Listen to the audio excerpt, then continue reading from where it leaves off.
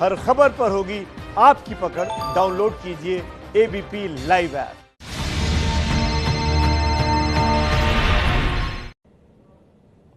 नमस्कार, मैं आदर्श झा घंटी बजाओ शो में आपका स्वागत करता हूं। आज आपको देखना है वो कहानी जिसका शीर्षक हमने दिया है काहे बनाव झूठी बतियां वोटर से, क्योंकि जनता नेताओं के झूठे वादों पर भरोसा करके वोट दे देती है। तो आज ये कहानी देखकर आपको वोट लेकर वादा भूलने वालों की घंटी बजानी है। आज बिहार की एक रैली में प्रधानमंत्री ने कहा कि कांग्रेस के अब लोकसभा राज्यसभा दोनों जगह मिलाकर भी 100 सांसद नहीं है। क्या आप जानते हैं कांग्रेस की संसद में इतनी बड़ी गिरावट का कारण है क्या? प्रमुख कारण है वोट के लिए झूठे वादे करना, झूठे वादे करके सरकार बनाना और फिर चुनावी वादों को भूल जाना। क्या ऐसी सरकारों की घंटी बजानी जरूरी नहीं है? और अगर आप सहमत हैं तो फिर राजस्थान से हमारे संवाददाता मनीष शर्मा की ये रिपोर्ट देखिए और घंटी बजाइए।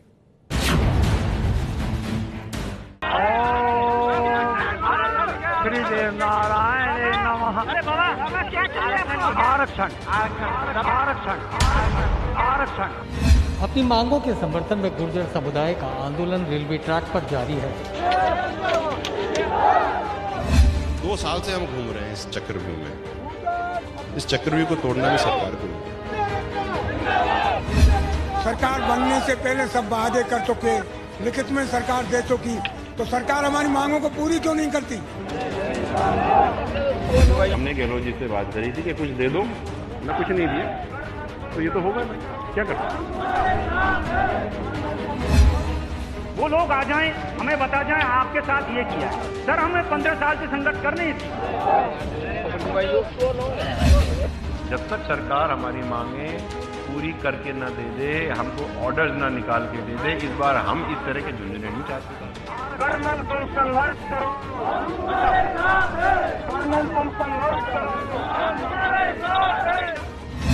2 साल हो गए भाई साहब, कितना देखोगे कितना सुनोगे?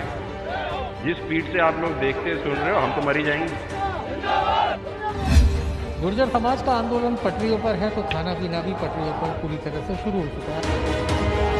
कुछ इस तरीके से चाय और खाने इत्यादि का इंतजाम हो रहा है। गुर्जरों को 5% प्रॉपर रूप से आरक्षण देना, उसके बाद दूसरा बिंदु है पूरा बैकलॉग देना। मैनिफेस्टो क्यों लिखा था? कोई मुझे बताएगा? और हमने वोट किस लिए दिए थे? मैनिफेस्टो पढ़ के देता ना वोट। ये आंदोलन चलेगा जब तक काम नहीं होगा। आप बैठे हैं यहाँ पे, हम भी यहीं बैठे देखते हैं।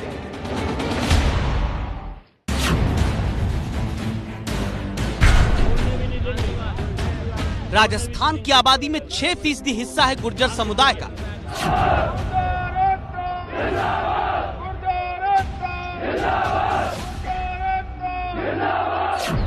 राजस्थान की करीब 40 सीटों पर सीधा असर डालने वाली गुर्जर आबादी कहते हैं सत्ता की कुर्सी पर डायरेक्ट बैठाती है।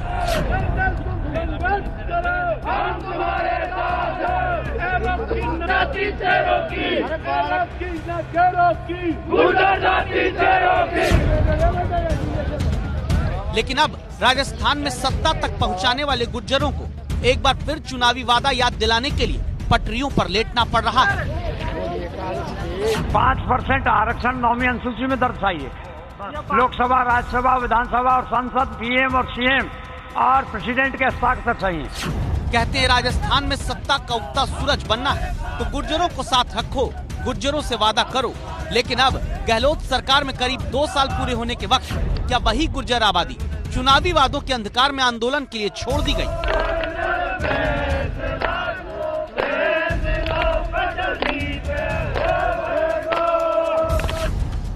सर्द होती जा रही रात के अंधेरे में गुर्जर पटरी पर बैठकर चुनावी वादा गहलोत सरकार को याद करा रहे हैं। जिन पटरियों से ट्रेन गुजरनी चाहिए वहां एक बार फिर गुर्जर समुदाय के लोग लकड़ी का कुंदा डालकर चुनावी वादे की आग में सियासत की कढ़ाई चढ़ाने वालों को उनके वादे याद दिला रहे हैं। सुबह होती है, पटरी पर पुआल बिछाकर आंदोलन जारी रहता है।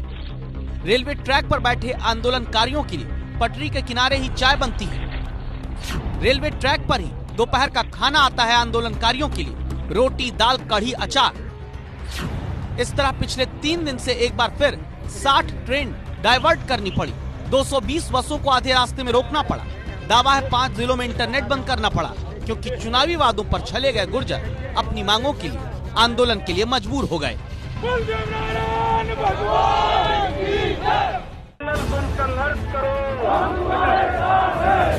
तो सवाल उठता है कि अचानक ऐसा क्या हुआ कि कर्नल किरोड़ी लाल बैंसला की अगुवाई में गुर्जर लोग 13 साल से आरक्षण और नौकरियों में हिस्सेदारी मांगते हुए एक बार फिर भरतपुर में पीलूपुरा के पास पटरियों पर आ गए। अपनी मांगों के समर्थन में गुर्जर समुदाय का आंदोलन रेलवे ट्रैक पर जारी है।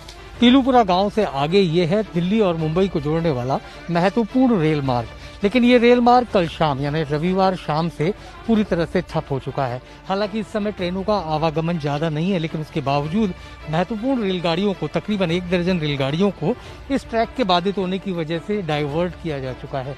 सवाई माधोपुर और उसके आसपास के दूसरे इलाकों से इन ट्रेनों को यहाँ से रवाना किया जा रहा है, उनका आवागमन संचालन किया जा रहा है। गुर्जर पटरी पर क्यों आए, अब ये पहले समझते हैं। 2018 के अंत में अशोक गहलोत की सरकार राजस्थान में बनती है। उस वक्त कांग्रेस के चुनावी घोषणा पत्र का पन्ना हमने निकाला, जिसमें कांग्रेस ने लिखा था, सरकारी विभागों, निगमों, शिक्षण संस्थानों में अनुसूचित जाति, अनुसूचित जनजाति, अन्य पिछड़ा और विशेष पिछड़ा वर्ग के खाली पदों के बैकलॉग को शीघ्र भरा जाएगा। राजस्थान में एमबीसी यानी मोस्ट बैकवर्ड क्लास के तहत अपने हक की नौकरियों में खाली पदों को जल्द भरने के इसी चुनावी वादे को पूरा करने में हो रही देरी के खिलाफ गुर्जर पटरी पकड़कर बैठ गए। 2 साल से हम घूम रहे हैं इस चक्रव्यूह में। इस चक्रव्यूह को तोड़ना भी सरकार को ही है। ऐसी कौन सी मांगे जो ऐसा लगता है कि ये पूरी करने में आनाकानी कर रहे हैं और जो आसानी से हो सकती? छोटी सी बात कर देता हूँ मैं, आपने मैनिफेस्टो में बैकलॉग लिखा है 23.4 नंबर पॉइंट पे कर दो। क्या आप ये कहना चाहते हो? नहीं, आपने एक मांग बोली, मैंने एक बता दी। नहीं, बहुत सारी हैं। आप मुझे ये बताएं कि कोई भी व्यक्ति मैनिफेस्टो में ऐसे थोड़ी लिखता है कि सुबह उठा आंख मलते मलते यार लिख देते हैं एक लाइन, ऐसे तो होता नहीं है। ठीक है, तो अगर आपने मैनिफेस्टो में लिखा है कि हम बैकलॉग देंगे नौकरियों में, तो आपने आपकी लीगल बैटरी ने काम तो करा होगा ना उस पर। या फिर ऐसा है कि आपका पूरा मैनिफेस्टो इसी तरह चलता है कि सुबह उठे और लिख दिया और फिर बोले बाद में देखेंगे भाई। गहलोत सरकार बनवाने में गुर्जरों का कितना बड़ा रोल रहा, इस बात को भी जान लीजिए। गहलोत के खिलाफ बीजेपी का एक भी गुर्जर प्रत्याशी विधानसभा चुनाव नहीं जीत पाया था। राजस्थान में दावा है, ऐसा पहली बार हुआ था कि एक भी गुर्जर विधायक बीजेपी से नहीं बन पाया था। लेकिन अब सत्ता पाने के करीब 2 साल बाद भी गुर्जरों की प्रमुख मांगों को पूरा करने की बजाय कुर्सी पाकर ऊँघ रही गहलोत सरकार से गुर्जर नाराज हो गए। साथ में अपनी अन्य मांगों को पूरा करने की चेतावनी देने लगे। गुर्जरों को 5% प्रॉपर रूप से आरक्षण देना, उसके बाद दूसरा बिंदु है पूरा बैकलॉग देना, तीसरा बिंदु है जो शहीद गुर्जर आरक्षण में शहीद हुए उनको मुआवजा और सरकारी नौकरियां, चौथा बिंदु है हमारा देवनारायण योजना के अंदर जो हमको बजट आवंटित होता है उसका पूरे राजस्थान प्रदेश में सुचारू रूप से इम्प्लीमेंट होना, और 5वां बिंदु है जो हमारे केसेज गुर्जर आरक्षण आंदोलन के दौरान हमारे समाज के बंधुओं पर जो केसेज लगे सरकार उनको वापस ले। रविवार से आंदोलन शुरू हुआ, सोमवार और अब मंगलवार 3 दिन बीत चुके हैं। सिर्फ पटरी पर ही गुर्जर आंदोलनकारी नहीं बैठे, बल्कि सड़क पर भी कई जगह बांस और कांटे लगाकर रास्ता रोक दिया है। मैनिफेस्टो क्यों लिखा था कोई मुझे बताएगा? और हमने वोट किस लिए दिए थे? मैनिफेस्टो पढ़ के ही देता ना वोट। क्या आप ये कह रहे हो कि उस टाइम जब मैनिफेस्टो लिखा तब तो ये था, अब कुछ नहीं है? ऐसे नहीं होता भैया। 3 दिन बीतने के बाद भी अभी गुर्जरों का आंदोलन थमेगा या बढ़ेगा, इसे साफ होने में 24 घंटे लगेंगे, जब बुधवार को एक महापंचायत करके कर्नल किरोड़ी लाल बैंसला फैसला करेंगे कि आगे क्या करना है। फिलहाल जो तस्वीरें भरतपुर के पीलूपुरा से आ रही हैं, वो कहानी कुछ और दिखाती है, क्योंकि रात में भी रेलवे ट्रैक पर आंदोलनकारी तख्त लगाकर लेटे और बैठे दिखते हैं, लकड़ी का मोटा कुंदा जलाकर अलाव तापते हैं, कंबल आसपास से लाकर रेलवे ट्रैक पर आंदोलन कर रहे गुर्जरों को दिया जाता है, और सुबह होते ही चाय का इंतजाम रेल की पटरी के किनारे ही हो जाता है। हम देख सकते हैं कि इस जगह जहां पर रेलवे ट्रैक पर गुर्जर समाज के लोगों का पड़ाव डला हुआ है, वहां पर कुछ इस तरीके से चाय और खाने इत्यादि का इंतजाम हो रहा है। इस वक्त भी हम देख सकते हैं सुबह का वक्त है, चाय लोगों को सर्व करने का काम चल रहा है ताकि आंदोलन में बैठे हुए लोगों तक सभी चीजें पहुंच पाएं। इसी तरीके से गांव-गांव से खाना आता है, रोटी, सब्जी, दाल और ये तमाम चीज़ें आंदोलनकारियों को मुहैया करवाई जाती हैं। इस वक्त रेलवे ट्रैक पर बैठे हुए लोगों को चाय का वक्त दिया जा रहा है, क्योंकि सुबह के वक्त और शाम के वक्त खासतौर पर थोड़ा ठंडक भरा माहौल होता है। दिन चढ़ने के बाद आंदोलनकारी हटते नहीं। दिन में खाने का इंतजाम आसपास के गांव से खाना लाकर यहीं पर किया जाता है। गुर्जर समाज का आंदोलन पटरियों पर है तो खाना पीना भी पटरियों पर पूरी तरह से शुरू हो चुका है। आप देख सकते हैं कि दोपहर के खाने के वक्त गुर्जर समाज के तमाम लोग वो खाना खा रहे हैं जो आसपास के गुर्जर बाहुल्य गांवों से उनके लिए लाया जाता है। सामुदायिक व्यवस्था के तहत तमाम गांव अपनी ओर से इंतजाम करते हैं और इसी के तहत चाय से लेकर दूध और छाछ, इसके अलावा खाना, ये तमाम चीजें यहाँ पहुंचाई जाती हैं। देखा जा सकता है इस वक्त आज दोपहर के खाने में यहाँ पर दाल, अचार और रोटी, ये तमाम चीजें हैं जो यहाँ पहुंची हैं। अब सवाल उठता है कि जिन गुर्जरों को चुनावी घोषणा पत्र में कांग्रेस ने सरकार बनने पर बैकलॉग की भर्ती शीघ्र करने का वादा किया, वो कांग्रेस सरकार क्या अभी सत्ता की मलाई पाकर गुर्जरों को भूल गई? बहुत जल्दी इसका हल निकलेगा। माननीय मुख्यमंत्री जी इसके लिए लगातार प्रयास कर रहे हैं और लगभग मांगों पर सहमति बन गई है और बहुत ही जल्दी इसका निर्णय भी निकलेगा। प्रयास कैसे किया जा रहा है, विशेष समझिए। दरअसल आरोप है कि सरकार ने समस्या का सीधा हल निकालने की जगह उसे और बढ़ा दिया। दावा है कि सरकार की तरफ से गुर्जरों के 2 गुट बनवा दिए गए। एक गुट है कर्नल बैसला का और दूसरा गुट है कर्नल बैसला के विरोधियों का। दावा है सरकार ने बैसला विरोधी गुट से मुलाकात करके 7 दिन में वादे पूरा करने का भरोसा दे दिया, जिससे बैसला गुट के गुर्जर सहमत नहीं हैं। प्रक्रियाधीन भर्तियों को देने के लिए 7 दिन का टाइम मांगा है। मुझे तो समझ में नहीं आता, पिछले 1.25 साल से लेकर के अब तक कितने 7 दिन चाहिए इनको। और ये सब लोग भर्तियां चल रही हैं, उनके लिए कर रहे हैं टाइम निकालने के लिए, जिससे कि हम यहाँ से उठ के चले जाएं। बेजबेसला है वो तो समाज की आड़ में नेतागिरी स्थापित करना चाहता है, जबकि जो भी मांग थी वे पूरी हो गई। और हम तो ये कहते हैं अगर उनमें कमी है तो सरकार के दरवाजे खुले हैं, सरकार से वार्ता करें। सरकार फिर भी देने के लिए तैयार, अगर कोई कमी रह गई है। फिलहाल कर्नल बैसला से जुड़े गुर्जर अब भी राजस्थान में वादों को पूरा कराने के लिए रेलवे ट्रैक पर डटे हैं, जिसकी सीधी सी वजह है गुर्जरों से चुनावी वादा करके भूल गई अशोक गहलोत सरकार। अब से कुछ देर पहले हमारे संवाददाता मनीष शर्मा ने जानकारी दी कि 3 दिन से भरतपुर में प्रदर्शन कर रहे गुर्जर समुदाय के लोगों से सरकार ने बातचीत शुरू की है और प्रदर्शनकारियों ने अपनी मांगों को पूरा करने का लिखित आश्वासन मांगा है। रेलवे ट्रैक पर आंदोलनकारियों को बैठने के हालात पैदा करने वाली राजनीति से नुकसान क्या होता है, इसके लिए पंजाब से आई खबर को जानिए। पंजाब में पिछले कई दिनों से किसान ट्रैक पर बैठकर आंदोलन कर रहे हैं। इसके कारण अब पंजाब में बिजली का उत्पादन बंद हो गया है।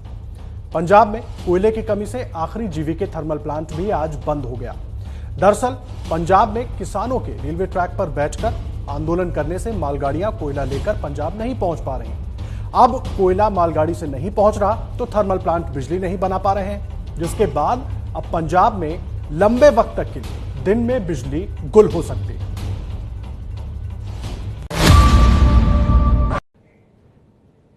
बाजरा एक ऐसा अनाज जिसमें किसी भी मांस से ज्यादा ताकत बताई जाती है, जिसमें प्रोटीन, आयरन, कैल्शियम भरपूर मात्रा में होता है। यह बाजरा राजस्थान के किसानों ने इस बार बहुत बड़ी मात्रा में उगाया, लेकिन गहलोत सरकार की एक चूक किसानों की दिवाली काली कर रही है। आपके हमारे दिल में कोलेस्ट्रॉल कंट्रोल करने वाला सबसे अहम अन्न होता है बाजरा, लेकिन यही बाजरा अब राजस्थान में किसानों के दिल पर भारी पड़ रहा है। डायबिटीज से बचाने और पाचन क्रिया मनुष्य की दुरुस्त रखने में बाजरे का उपयोग करने की सलाह डॉक्टर्स देते हैं, लेकिन देश का स्वास्थ्य सुरक्षित रखने के लिए बाजरा उगाने वाले किसानों का 1,500 करोड़ रुपए का नुकसान हो सकता है। किसान किशोर नाम की शिकायत सुनिए। जिस समय बाजरे की बुआई चालू की थी उस समय बाजरे के भाव करीब 2,000-2,100-2,200 के लगभग थे और आज वही बाजरा 10 रुपए से लगा के 12 रुपए तक बाजार है और किसानों को इसमें भारी लॉस हो रहा है और नुकसान पहुंच रहा है। जबकि सरकार का समर्थन मूल्य अभी 2150 के लगभग चल रहा है। अगर सरकार अपने समर्थन मूल्य पे किसानों से बाजरा खरीदे तो किसानों को कुछ राहत मिलती है। बाजरे का समर्थन मूल्य किसान को देश में 2150 रुपए प्रति क्विंटल तय हुआ है, लेकिन क्यों किशोर राम जैसे सैकड़ों किसान अपना बाजरा जोधपुर के बाजार में 1100 या 1200 रुपए प्रति क्विंटल में बेचने को मजबूर हो रहे हैं? वजह जोधपुर में संवाददाता कर्णपुरी ने पता की है। राजस्थान में दावा है 44 लाख टन बाजरे की फसल किसानों के पास पड़ी है। आरोप है 2150 रुपए प्रति क्विंटल की जगह 1200 रुपए में व्यापारी को बेचने की मजबूरी है, क्योंकि केंद्र से किसानों के हित में पास हुए कृषि कानूनों के खिलाफ राजस्थान की कांग्रेस सरकार है। गहलोत सरकार ने केंद्र के कानून के खिलाफ संशोधन विधेयक पारित कर दिया, लेकिन राजस्थान में न खुद बाजरे की खरीद प्रक्रिया शुरू की, न ही केंद्र को समर्थन मूल्य पर बाजरा खरीदने का प्रस्ताव भेजा। MSP के ऊपर खरीद हो, इसके लिए खरीद होनी चाहिए। और आज दिन तक राजस्थान की सरकार ने भारत को डिमांड नहीं भेजी है कि हम बाजरे की भारत सरकार को बाजरे की खरीद करनी चाहिए। जहाँ तक देखा जाए तो ये कानून में है कि अगर राज्य सरकार जिस क्रॉप को MSP पर खरीद करना चाहे उसके लिए डिमांड भेजती है और उसके तहत भारत सरकार उसकी खरीद करती है। लेकिन राजस्थान की सरकार की हठधर्मिता है कि उसने आज दिन तक बाजरे की MSP पर खरीद के लिए उन्होंने डिमांड भी केंद्र सरकार को नहीं भेजी। इसी कारण दावा है कि किसानों को अभी अपना बाजरा राजस्थान में 900 रुपए प्रति क्विंटल के घाटे पर बेचना पड़ रहा है। दीपावली के लिए किसानों के पास पैसे की तो वैसे ही बिल भरने बिजली के और दीपावली का घरेलू खर्चा चलाने के लिए बेचना तो पड़ेगा ही। औने पौने दामों में हमारे को अगर सरकार हमारे को अगर ये दीपावली से पहले खरीदने की व्यवस्था करे तो कुछ किसानों को मुनाफा हो सकता है। दुनिया का सबसे बड़ा अपराध विरोधी अभियान उत्तर प्रदेश में चल रहा है, जिसे आज 141 दिन पूरे हो गए। हम लगातार इस मुहिम की हर खबर आप तक पहुंचा रहे हैं। आज का अपडेट देखिए। मुख्तार अंसारी से लेकर अतीक अहमद तक जैसे अपराधियों के खिलाफ दुनिया के सबसे बड़े अपराध विरोधी अभियान में चल रही मुहिम के अब तक 141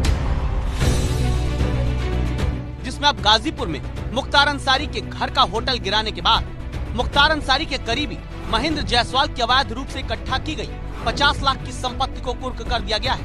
महेंद्र जायसवाल की भवन संपत्ति कुर्क की जा रही है। महेंद्र जायसवाल को मुख्तार गैंग के शूटर के रूप में जाना जाता है। दुनिया के सबसे बड़े अपराध विरोधी अभियान में दूसरी खबर प्रयागराज से आई है, जहां अपराधी अतीक अहमद की 300 करोड़ की प्रॉपर्टी गिराने के बाद प्रशासन अब बाहुबली नेता विजय मिश्रा के घर और शॉपिंग कॉम्प्लेक्स पर जल्द इसी तरह बुलडोजर चलाने की तैयारी कर चुका है। कल इलाहाबाद हाई कोर्ट में विजय मिश्रा की अवैध प्रॉपर्टी को गिराने से रोकने के लिए आए आदेश पर सुनवाई होनी है।